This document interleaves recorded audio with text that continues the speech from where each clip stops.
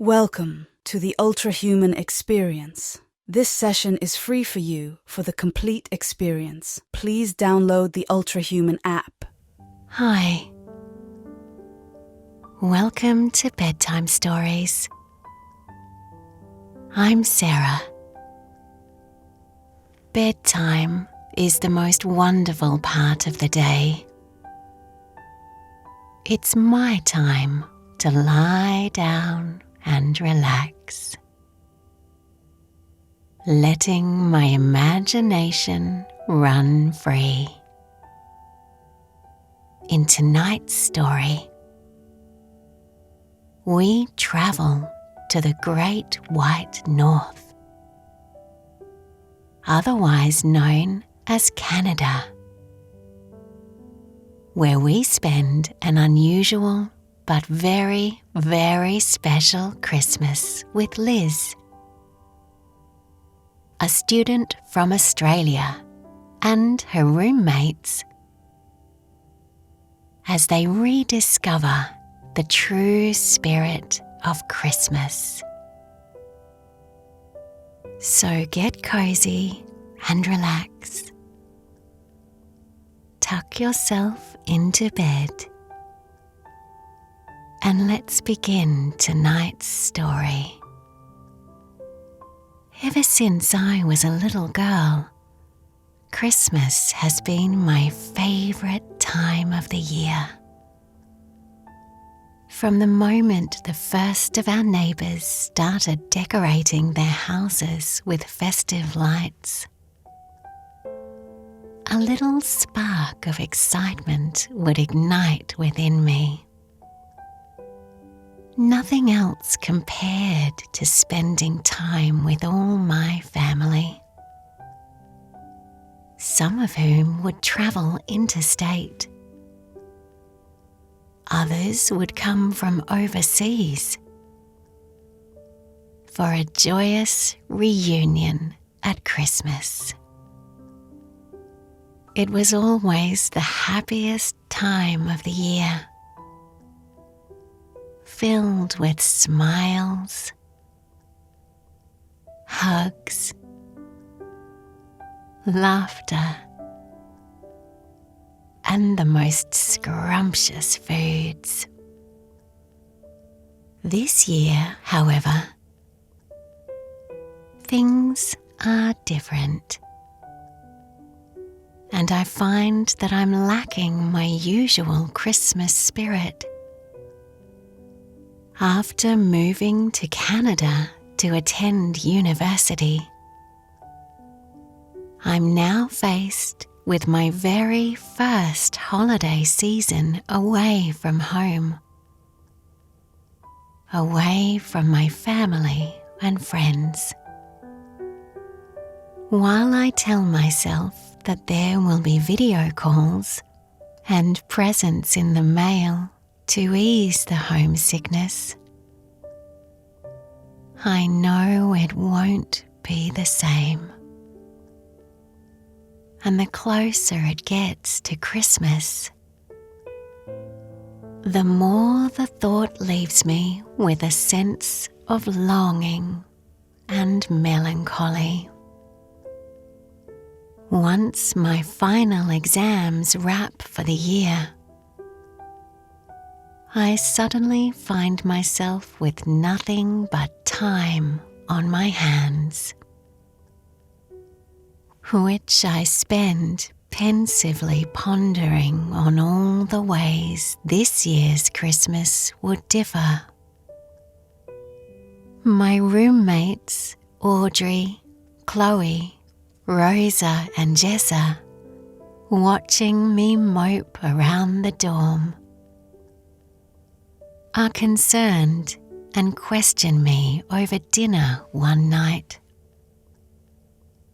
And I, after some prodding, confess my sadness over my dwindled Christmas spirit.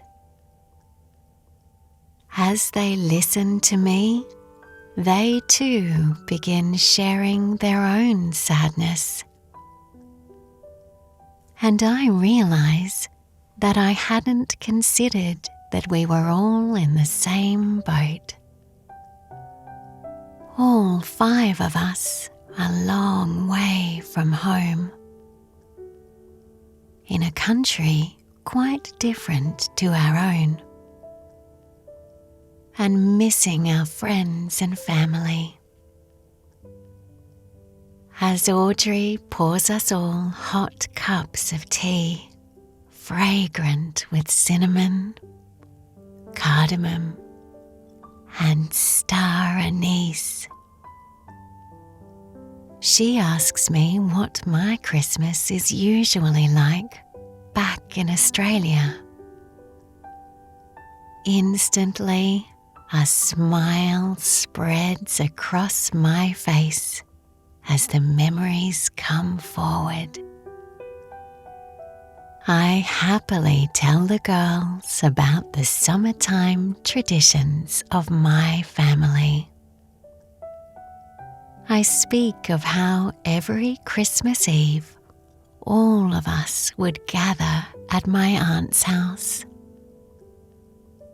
including those who, while not related by blood, were considered family just the same. There'd be backyard cricket for young and old, with a set of wickets painted on the back of the wheelie bin, complete with a pitch my uncle mowed into the grass each time with great precision and care.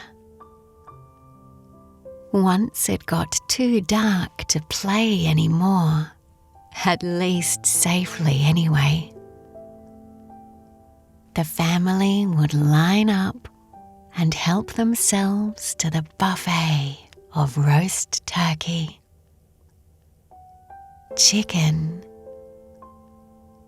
pork, and baked ham, topped with roasted vegetables and rich gravy. The whole family crowded around the tables pushed together to form a U shape and clutched bonbons before counting to 3. An eruption of bangs and pops echoed under the patio as tiny prizes flew across the air, and the children scampered across the floor, trying to collect them all. With colourful paper crowns atop our heads, everyone took turns at reading the jokes from the bonbons, laughing at how terrible they all were. It never mattered how full everyone was. There was always room for Nana's homemade Christmas pudding. She would heat it up and set it in the middle of the table before pouring brandy over it. Then, with everyone watching intently, but careful not to stand too close, Nana would set it alight and we would all gasp and cheer as the blue flames danced over the pudding until it burned out, leaving behind the most amazing smell of brandied fruit and spices. I tell my roommates Christmas Day at home in Australia always starts early, with the sun shining well before 6 a.m. and the children excitedly rushing out of bed to see what Santa left them. I loved the magic of their surprise. of seeing their faces when they realized the beer bottle they left out was now empty, and only crumbs remained on the plate from the cookies Santa ate. The day itself was spent with immediate family as we'd gather around the barbecue. The smells of marinated meat charring wafting over the backyard. Fresh off the grill, we'd come together to eat the piping hot food paired with fresh salads, coupled with ice-cold beers and chilled wine. Once the food had settled, everyone would hop in the pool to escape the heat of the summer, which persisted long after the sun went down. My voice trails off as I lose myself in the memories before Audrey pipes up and suggests the five of us make our own festive fun, with each of us bringing our favourite parts of Christmas to the dorm. We exchange excited smiles, suddenly filled with the spark of the season igniting within. As though inspired, Audrey begins sharing her own memories of Christmas in Cornwall, Great Britain, where their Christmas took place in the cold of winter. Though rarely cold enough for actual snow. She speaks of the tradition of gathering with her family to watch the cartoon, The Snowman, and how she'd watched it every year since she was a little girl. Curled up on the couch with hot cocoa, Audrey tries to teach us all to say Merry Christmas in Cornish, Nadelik Lowen, and we giggle as we try to pronounce it correctly. She tells us about huddling in the cramped kitchen of her family home with her mother, sisters and grandmother as they made traditional Cornish pasties, and how their stomachs would rumble as the smell of the baking pastry wafted around them. Feeling hungry just at the thought of it, I ask Audrey if she could teach us all to make them for our own Christmas, and she smiles gratefully, her eyes misting as she expresses how happy that would make her. I ask her if they did Christmas lights at home, and Audrey waves her hands in the air as she describes the traditional lights which decorated the fishing village of Mousehole, and how she loves sitting with her family, staring out over the lights reflecting off the water as they all sipped on mulled wine. Jessa jumps in and says she'd love to make mulled wine and asks what's in it. Much like the tea we are sipping on, Audrey explains how her father would heat the red wine over the stove, infusing it with cardamom pods, a cinnamon stick, star anise, and spirals of orange peel. I agree with the girls that it sounds like the perfect addition to our Christmas plans.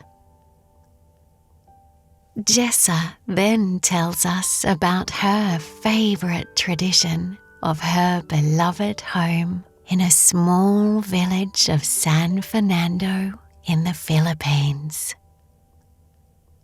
She describes how on the Saturday before Christmas, people from 11 neighbouring villages would compete in the giant lantern festival, constructing enormous and elaborate designs in the hopes of taking the top place. I could picture it vividly in my mind as Jessa describes octagonal-shaped lanterns up to 6 meters wide, made up of paper and other lightweight materials,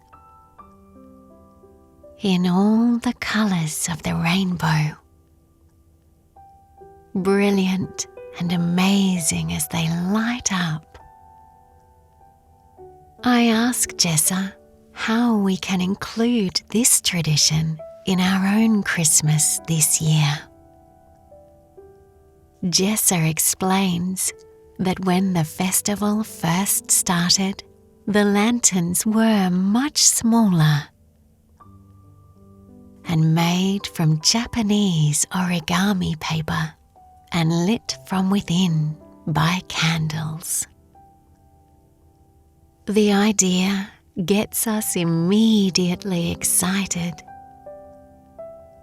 and we begin making our own personalized lanterns to light for our private little Christmas. I ask Jessa how to say Merry Christmas in Filipino, and she teaches us how to say Maligayang Pasko. As the mulled wine gets ready and we each pour ourselves a glass, Rosa teaches us how to say it in Mexican. Feliz Navidad, which I admit I find easier to pronounce. Rosa tells us she's from Cancun in Mexico, where they start celebrating Christmas on the 12th of December right through to the 6th of January. She describes the family nativity scene which they set up in the living room window every year. Made up of tiny clay figures, traditional characters such as the 3 wise men and Mary are all part of the scene. But her family also incorporates figures to represent their community, such as tiny clay women making tortilla and men shouldering corn. Some of the pieces have travelled all the way down the family line, starting from Rosa's great-great-grandmother, and each generation adds a new piece. Rosa goes on to tell us about her favourite tradition, that of the piñata. She says that it doesn't matter how old she gets. It's never too old to take a swing at the merry piñata. I find the idea so exciting. Having always wanted to take part, and Rosa tells us it would be easy enough to make.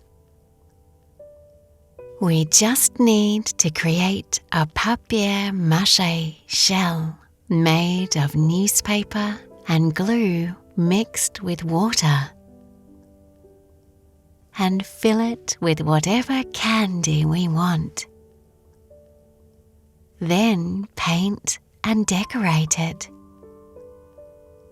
She also offers to teach us all to make tamales to join Chloe's pasties. And everyone laughs when my stomach groans audibly in response.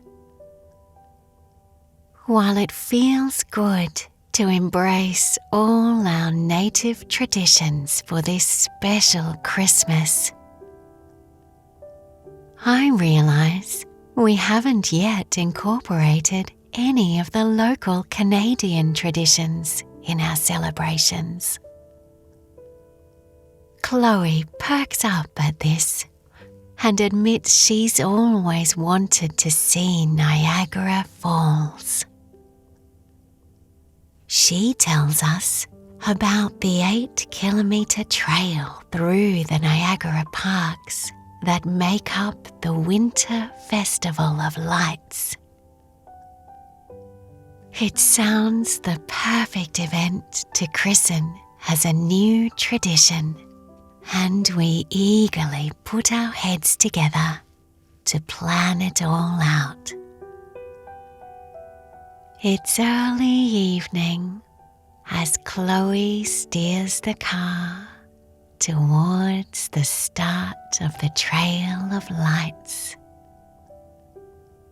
and we all gasp with delight as we see the array of lights forming Christmas trees in ruby red and crystal blue.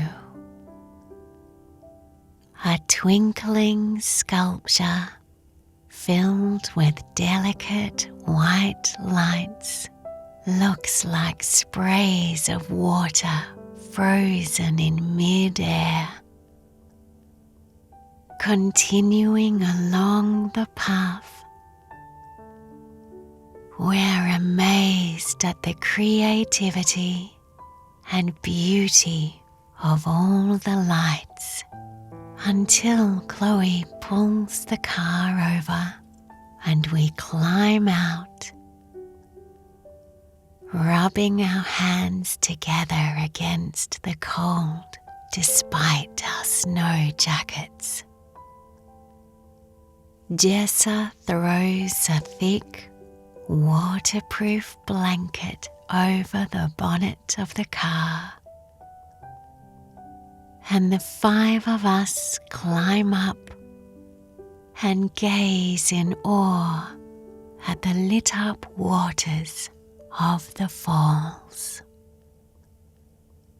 The thunderous water cascades in festive hues of red and green, and we watch it quietly for a moment, each of us lost in thought, huge smiles across our faces, knowing the fireworks would soon start. We hop off the car and retrieve the lanterns we had all made from the boot. Gathering together, we take turns lighting the candles that in turn light up the messages each of us wrote. I take my lantern with its message, sending love to my family and friends at Christmas. and place it atop the car. My friends follow suit, and we all take a moment to admire the flickering golden glow. Audrey returns to the boot and withdraws a large hamper filled with the pasties and tamales we'd made together. Pulling off my gloves, I accept a pasty and bite into its crunchy, golden shell. I close my eyes in delight while slowly chewing the tender meat and vegetables seasoned to perfection. My friends are equally quiet as we feast on the food we lovingly prepared together. As soon as she finishes her third tamale, Rosa jumps up and grabs the piñata she'd strung up on a makeshift pole and shoves it into the snow. Excitedly, I accept the baton, and putting on the blindfold, I take a swing. I can't help but share in my friends' giggles as my first 3 strikes hit nothing but air. But my 4th strike connects.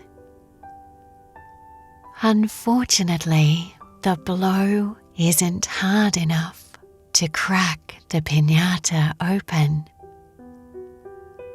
and I pass the blindfold and baton over to Rosa. After we've each taken one turn, we are surprised it's still intact as it comes back around to me. I take a proper look at the piñata before the blindfold is tied firmly around my eyes.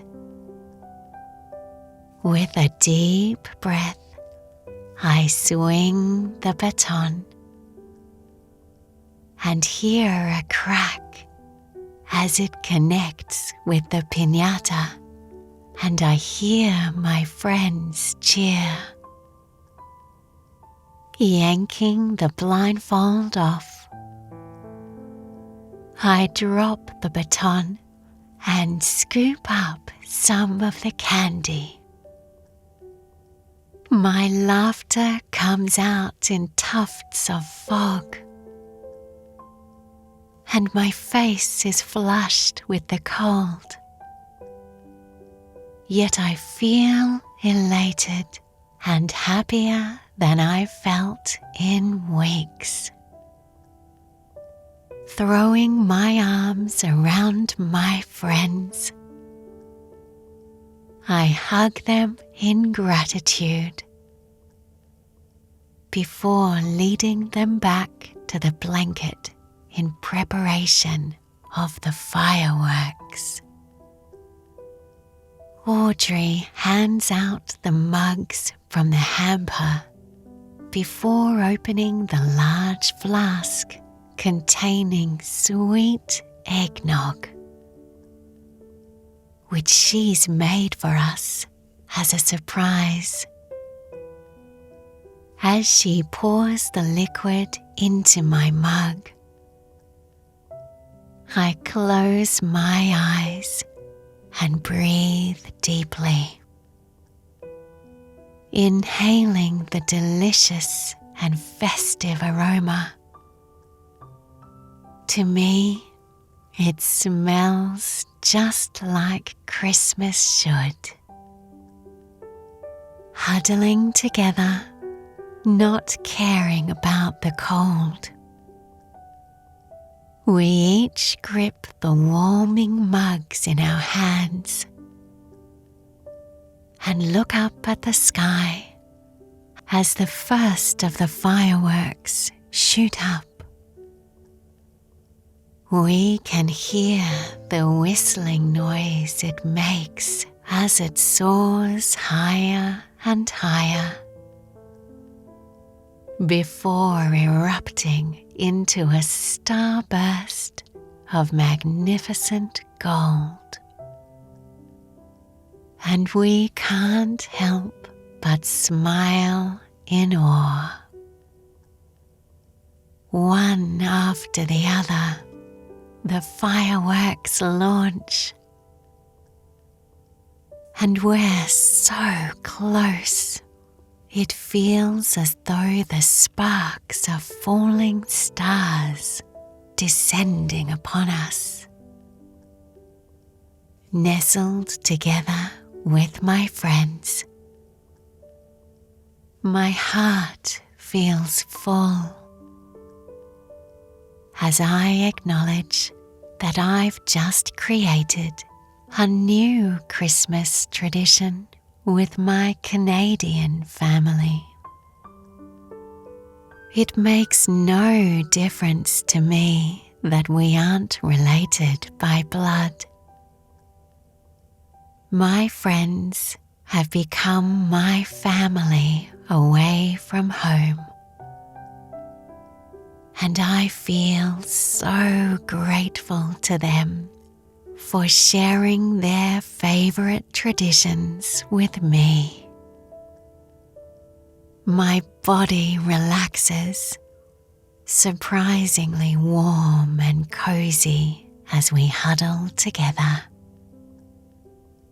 The decadent mulled wine sending a trail of heat down my throat and into my chest, warming me from the inside. A triple eruption of fireworks sprays overhead in emerald green and ruby red. And despite the echoing bangs, I feel so relaxed and at peace. The longing for home has eased as I embrace the here and now, staring up in awe at the magnificent fireworks. It dawns on me that my Christmas spirit is renewed, and I'm so full of gratitude that I realize it doesn't matter where in the world I am or who I'm with. There's magic to be had at Christmas. Feeling content, a smile upon my face, I close my eyes, my breathing slowing as I blissfully relax. Good night and sleep well.